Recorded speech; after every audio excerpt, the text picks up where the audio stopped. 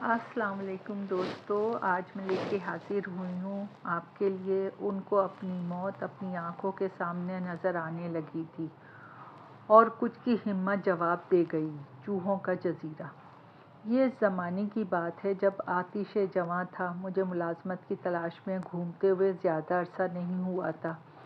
اخبار میں ضرورت ہے کہ اشتہار لفظ بہ لفظ پڑھنا میرا معمول تھا۔ ایک دن عادت کے مطابق میں اخبارات کی ورق گرانی کر رہا تھا کہ ضرورت ہے کہ ایک اشتہار پہ میری نظر پڑی۔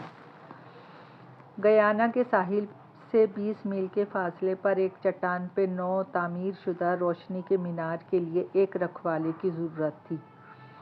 تنخواہ معقول تھی، تجربہ کار ہونا بھی ضروری نہیں تھا۔ چونکہ میں شادی کرنے کا کوئی ارادہ بھی نہیں رکھتا تھا، اس لیے اس ملازمت میں مجھے اور بھی زیادہ جاذبیت نظر آئی۔ توقع کے مطابق مجھے ملازم رکھ لیا گیا اور 1 ماہ کی تربیت کے بعد اس روشنی کے مینار میں میری ڈیوٹی لگا دی گئی۔ ذرا تصور کی آنکھ سے دیکھیں، مٹیالے رنگت کا 150 فٹ اونچا گول اور 40 فٹ چوڑا مینار جزیرے کے ایک کنارے پہ کھڑا تھا۔ پانی ہٹ جائے تو آپ جزیرے پہ چہل قدمی بھی کر سکتے ہیں، پانی چڑھ جائے تو اطمینان سے سب سے اوپر کی منزل یعنی لائٹن والی منزل کی گیلری میں کھڑے بھی ہو سکتے ہیں، لیٹ بھی سکتے ہیں اور بیٹھ بھی سکتے ہیں۔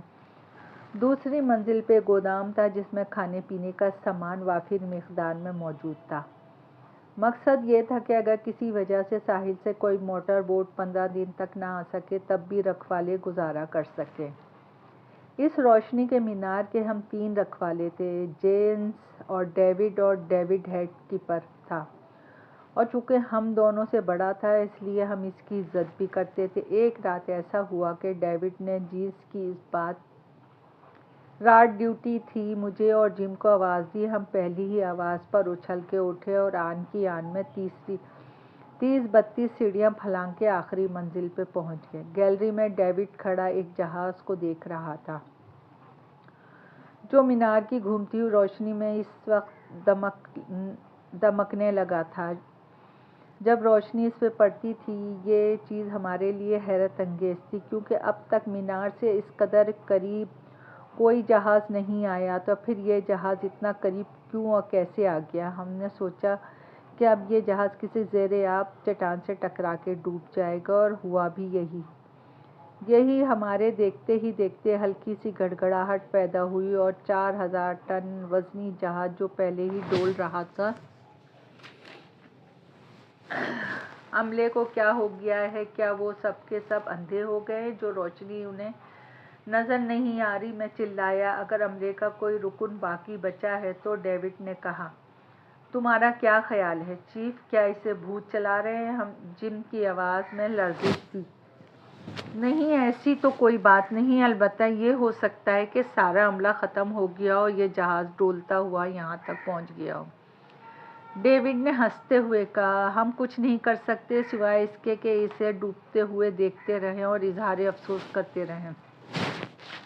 ہم کتنی دیر دوربین لیے کھڑے رہے اس کا مجھے اندازہ نہیں۔ ہاں، یہ ضرور کہہ سکتا ہوں کہ ہمیں اس وقت ہوش آیا جب نئے سورج کی کرنوں کی تمازت محسوس کی۔ اب جہاز کا صرف اگلا حصہ نظر آ رہا تھا۔ سمندر قدرے پرسکون تھا۔ ہم ناشتے سے قبل ڈوبنے ہوئے جہاز کو آخری بار دیکھنے کی غرض سے دوبارہ اوپر دوڑے۔ دیکھتے ہیں کہ لاکھوں چوہوں کا ایک ریلا ہے جو جہاز کے اگلے حصے سے نکل کے سمندر میں کود رہا تھا۔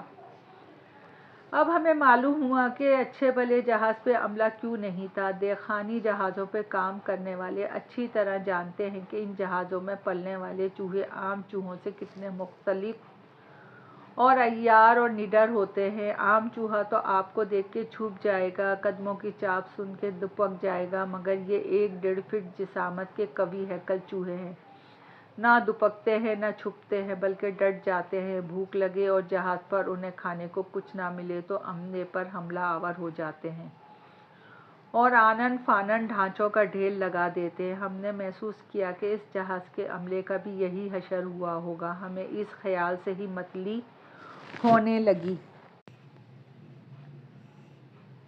ڈیوڈ نے بتایا کہ یہ چوہے اتنے کینہ پرور ہوتے ہیں، اگر کوئی ان میں سے کسی ایک کو مار دے یا نقصان پہنچانے کی کوشش کرے تو ان کی چیخوں کی آواز پر پورے جہاز میں پھیلے ہوئے چوہے کووں کی طرح دوڑے چلے آتے ہیں اور اس شخص کو اس وقت تک نہیں چھوڑتے جب تک اس کے جسم پر ایک بھی بوٹی ہو۔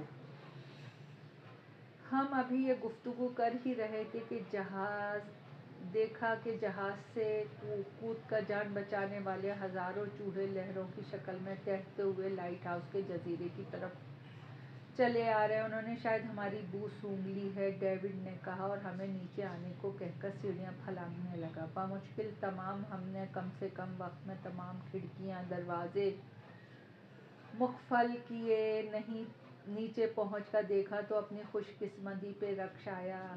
صبح ہم میں سے کسی نے مینار کا بڑا دروازہ جو پیتل کا بنا ہوا تھا پہلے ہی بند کر دیا تھا۔ ہمارے دوبارہ اوپر پہنچنے سے پہلے چوہوں کی فوج مینار پہ اس طرح چڑھ چکی تھی جیسے بندر ناریل کے درخت پہ چڑھتے ہیں۔ اوپر پہنچ کے ہم نے دیکھا کہ جہاں جہاں پنجے جمانے کی جگہ ملی وہاں ایک عدد چوہے لٹکا ہوا تھا۔ اوپری منزل شیشے کی بنی ہوئی تھی کیونکہ جہاز کو خطرے سے مطلع کرنے کے لیے یہاں گھومنے والی بتی کی روشنی کی جاتی تھی اور ہم اسے لالٹین کہتے تھے۔ اس شیشے پہ ہزاروں چوہے پرندوں کی طرح جمے بیٹھے تھے۔ گیلری میں اتنے چوہے بھرے ہوئے تھے کہ سفیدی دکھائی نہ دیتی تھی۔ لالٹین کا شیشہ چند ملی میٹر موٹا تھا، اس میں سے ہم انہیں نظر تو آ سکتے تھے لیکن ہم تک پہنچ جانا ان کی بس کی بات نہ تھی۔ تیز پنجوں اور نوکیلے دانت، پارے کی طرح چمکتی ہوئی آنکھیں جن سے بھوک ٹپک رہی تھی اور نہایت غلیظ بو، چند ہی لمحوں میں ہم پریشان ہو گئے۔ ہم نہ سانس لے سکتے تھے اور نہ ادھر ادھر دیکھ سکتے تھے۔ اپنے ہی لائٹ ہاؤس میں ہم مقید ہو کے رہ گئے تھے۔ اس رات ہم ہرگز نہ سو سکے۔ ایک ایک لمحہ گزارنا محال تھا۔ ہر لمحے یوں محسوس ہوتا جیسے وہ کوئی کھڑکی، کوئی دروازہ کھولنے میں کامیاب ہو گئے ہوں۔ لالٹین میں پہنچ کر بتی روشن کی تو یہ روشنی بھی انہیں ناگوار گزری۔ شور بے تحاشا بڑھ گیا۔ روشنی میں وہ تقریباً اندھے ہو چکے تھے۔ جس حصے میں روشنی نہ ہوتی وہاں لٹکے ہوئے چوہوں کی سینکڑوں آنکھیں اندھیرے میں اس طرح چمکتیں کہ خوف سے گھگری بن جاتی۔ ماحول اتنا خوفزدہ تھا کہ یوں بھی بات کرنے کو جی نہ چاہ رہا تھا، لیکن جب بہت ضروری ہوتا تو اس شور میں چلائے بغیر ایک دوسرے تک اپنی بات پہنچانا مشکل تھا۔ رات کے آخری حصے میں ہم نے یہ بھی دیکھا کہ جگہ کے حصول کے لیے چوہے آپس میں جھگڑا کر رہے ہیں۔ طاقتور کمزور پہ اس طرح غالب آ رہا تھا کہ اٹھ کر مخالف کو نیچے پانی میں پھینک دیتا اور جہاں وہ شارک مچھلیوں کا نشانہ بن جاتا۔ اگلے دن ہم قید کے کچھ عادی ہو گئے۔ ہم نے لالٹین میں جا کے چوہوں کے ساتھ کچھ مذاق بھی کیا اور انہیں چھیڑنے کی کوشش بھی کی۔ جب ہم اپنی انگلی ان کے منہ کے قریب لے جاتے تو وہ اس طرح جھپٹتے جیسے کتا یا بلی گوشت جھپٹنے کے لیے جھپٹتا ہے۔ ہمارے اور ان کے درمیان یہ غیر مرئی دیوار ان کی سمجھ سے بالاتر تھی۔ اس روز مذاق ہی مذاق میں ہم نے محسوس بھی کیا کہ کتنے خطرناک صورتحال سے دوچار ہیں۔ ہوا تیزی سے ختم ہوتی جا رہی تھی۔ تازہ ہوا کے لیے کھڑکی کھولنے کا مطلب تھا ہم سینکڑوں چوہوں کو ریلی کی شکل میں داخل ہونے کی اجازت دے دیں۔ چوتھے دن میں نے دیکھا کہ لالٹین کے نیچے والی منزل کے ایک دریچے کی چوکھٹ نیچے سے جواب دیتی جا رہی تھی۔ بس اگر لمحہ بھر کی دیر ہو گئی ہوتی تو لالٹین کے اندر چوہے ہی چوہے بھرے ہوتے۔ میں نے ساتھیوں کو آواز دی اور دیکھتے ہی دیکھتے ہم تینوں نے مل کے پورے دریچے پہ ٹین کا ایک ٹکڑا ٹھونک دیا۔ اس کے بعد کوئی 6-7 راتیں گزر گئیں۔ سامان لانے والی کشتی کو آنے میں ابھی 3-4 دن اور تھے۔ اس عرصے میں ہم نے انہیں گن کر اور ان کے نام رکھ کے خود کو مصروف رکھنے کی کوشش کی، لیکن یہ سب بے سود تھا، اس لیے کہ وہ کبھی ایک جگہ ٹھہرتے ہی نہیں تھے۔ ابھی یہاں ہیں تو دوسرے ہی لمحے اچھل کے وہاں چلے گئے۔ وہاں جھگڑا ہو گیا تو لڑتے لڑتے 120 فٹ نیچے گر گئے اور شارک مچھلیوں کی غذا بن گئے۔ ہم نے اتنے چوہے گرتے دیکھے لیکن اس کے باوجود ان کی تعداد میں کوئی قابل ذکر کمی نظر نہیں آئی۔ 9ویں دن جم پر بحرانی کیفیت طاری ہونے لگی۔ وہ بیٹھے بیٹھے چیخنے چلانے لگے کہ مجھے 3 ڈھانچے ناچتے دکھائی دے رہے ہیں جو مجھے پکڑنے کی کوشش کر رہے ہیں۔ اپنی اس ذہنی کیفیت کی وہ کچھ اس طرح منظر کشی کرتا کہ مجھے اور ڈیوڈ کو بھی ایسے ہی ڈھانچے اور سائے ناچتے ہوئے دکھائی دینے لگتے۔ یہ صحیح ہے کہ لائٹ ہاؤس سے خطرے کا سگنل دینے کا انتظام بھی ہوتا ہے، لیکن اس کے لیے لالٹین پہ چڑھنا پڑتا ہے، لیکن وہاں تو پہلے ہی چوہے بیجمان تھے، اس لیے اوپر چڑھنے کا سوال ہی پیدا نہیں ہوتا تھا۔ 10ویں روز رات کے 2 بجے قریب ڈیوڈ کی چیخ پر میں اور جم اچھل پڑے۔ دریچے پہ ٹھوکا جانے والا ٹین کا ٹکڑا جواب دے چکا تھا اور چوہے پھدک پھدک کر اندر آ رہے تھے۔ ہم جب ڈیوڈ کو بچانے کے لیے دوڑے تو وہ پاگل کتوں کی طرح دانت کچکچا کر ہماری طرف لپکے۔ کسی نے ایک بوٹی اتاری تو کوئی پائنچے سے لٹک کر رہ گیا۔ ہم چاقو لہراتے ہوئے آگے بڑھ رہے تھے، مگر اس سیلاب کا مقابلہ کرنا بڑا مشکل تھا، لہٰذا زخموں سے نڈھال ہو کے ڈیوڈ کو بامشکل تمام گھسیٹ کر ہم اوپر لے گئے۔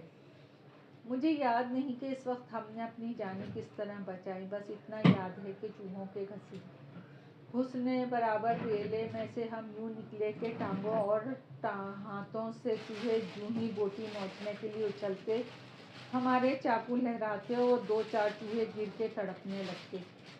لالٹین نما کمرے تک پہنچتے پہنچتے میرا جسم زخموں سے چور ہو چکا تھا۔ ہم نے لالٹین کے فرش پر سے ڈھکن ہٹایا اور اوپر چڑھتے ہی لیٹ کر کتوں کی طرح ہانپنے لگے۔ اپنی طرف نگاہ کی تو دیکھا کہ کپڑے تار تار ہو چکے تھے اور بے شمار زخموں سے خون رس رس کے فرش پہ جم رہا تھا۔ اس وقت پورے لائٹین ہاؤس میں چوہے چوکڑی مچا رہے تھے، کھانے پینے کی جو چیزیں تھیں نیچے گودام میں رکھی انہیں چٹ کر رہے تھے۔ ہم تھے کہ سمٹ کے سب سے اوپر والی منزل پہ پہنچ چکے تھے۔ اس کے بعد ہمارا کیا حشر ہوگا یہ ہمیں علم نہ تھا۔ ہم نے یہ سوچنا بھی گوارا نہ کیا کہ ہمارا حشر ان 18-19 چوہوں جیسا ہوگا جو ہمارے جسموں سے لٹک کے ساتھ ہی اوپر چلے آئے تھے، لیکن یہاں ہمارے چاقو کا نشانہ بن گئے تھے۔ 1 گھنٹے کی خاموشی کے دوران ہم تینوں ایک دوسرے کو خالی آنکھوں سے گھورتے رہے۔ اسی لمحے پلک جھپکنا بھی ایک بڑی ورزش محسوس ہو رہی تھی۔ آخر ہم نے سکوت توڑا اور ایک کھوکھلا لیکن طویل قہقہہ لگانے کے بعد کہا، ارے اس جزیرے کو مینار والا جزیرہ کہا جاتا ہے، اب یہ چوہوں کا جزیرہ کہلائے گا۔ پھر وہ طوطوں کی طرح یہ جملہ بار بار دہرانے لگا۔ جب یہ سن کر میرے کان پک گئے تو میں نے اٹھ کے الٹے ہاتھ سے اسے تھپڑ رسید کیا۔ یک لخت دوبارہ خاموشی چھا گئی اور میں نے دیکھا کہ جم کے منہ سے راڑ ٹپک رہی ہے اور بچوں کی طرح پھوٹ پھوٹ کے رو رہا تھا۔ باہر اب تک تقریباً وہی عالم تھا، فرق تھا تو صرف اتنا کہ پہلے آسمان دکھائی نہ دیتا تھا، اب آسمان نظر آ رہا تھا۔ میں غالباً یہ بات بتانا بھول گیا کہ گزشتہ روز سے ہم نے مینار کی گھومنے والی بتی روشن نہ کرنے کا فیصلہ بھی کیا تھا۔ مقصد یہ تھا کہ شہر تک لائٹ ہاؤس کی غیر متوقع اندھیری کی بات پہنچے اور ہمارے محکمے کے لوگ وجہ معلوم کرنے آئیں۔ ہمارا خیال درست نکلا۔ ادھر پو پھٹی، ادھر محکمے کے کچھ لوگ ایک کشتی میں لائٹ ہاؤس کے قریب پہنچے۔ ہم نے سوچا کہ چوہوں کی قید سے رہائی کا واحد طریقہ یہ کہ ہم چھان بین کے لیے آنے والی کشتی کے عملے پہ کسی طرح ظاہر کر دیں کہ ہم زندہ ہیں۔ اس خیال کے تحت میں اور ڈیوڈ اٹھے اور ہم نے مینار روشن کر دیا۔ پھر اسی روشنی کی مدد سے ہم نے نقطوں اور وقفوں کی شکل میں انہیں پیغام دیا کہ ہم یہاں محصور ہیں، خدا را ہمیں ان چوہوں سے نجات دلا۔ ان لوگوں نے بات سمجھنے میں زیادہ دیر نہیں لگائی اور ہاتھ کے اشاروں سے چند گھنٹے اور انتظار کرنے کا کہہ کر لوٹ گئے اور کہا، ہمت نہ ہارو، ہم مدد لے کے آ رہے ہیں۔ اب بچنے کی کچھ امید ہو چلی تھی، لیکن ڈیوڈ بے ہوش ہو گیا تھا اور جم کی وہی حالت تھی۔ تقریباً 12 بجے وہ لوگ واپس آئے اور ان کے آتے ہی جنگ شروع ہو گئی۔ انہوں نے سب سے پہلے ایک پیٹرول سے بھری ہوئی کشتی پہ گائے کا تازہ گوشت لاد کے لائٹ ہاؤس کے قریب بھیجا۔ تازہ گوشت کی بو پاتے ہی سینکڑوں چوہے دیوانہ وار سمندر کی طرف لپکے جو یہاں تھا۔ جس حالت میں تھا لمحہ بھر کو رک جاتا اور گوشت کی بو سونگھ کے مینار کے قریب گوشت سے لدی ہوئی کشتی کی طرف چیختے ہوئے دوڑنے لگتا۔ جب تقریباً تمام چوہے گوشت پہ پل پڑے تو انہوں نے کشتی کو آگ لگا دی۔ بیشتر چوہے تو جل مرے، لیکن جو اپنی جان بچانے کے لیے پانی میں کودے انہیں شارک مچھلی چٹ کر گئیں۔ خدا خدا کر کے جب یہ قصہ تمام ہوا تو ایک موٹر بوٹ آئی اور ہمیں قید سے نکال کے اسپتال پہنچایا گیا۔ ہماری جگہ جگہ دوسرے آدمی چھوڑ دیے گئے۔ آج لکھتے ہوئے دکھ ہوتا ہے کہ ڈیوڈ 3 دن کے اندر اندر ختم ہو گیا اور جم مکمل طور پہ پاگل ہو گیا۔ ایک میں تھا جو باوجود ان زخموں کے بچ گیا۔ شاید یہ داستان آپ تک پہنچانے کے لیے مجھے نئی زندگی ملی ہو۔ دوستو، کہانی پسند آئی ہو تو لائک اور سبسکرائب کیجیے۔ آپ کی دعاؤں کی طلبگار۔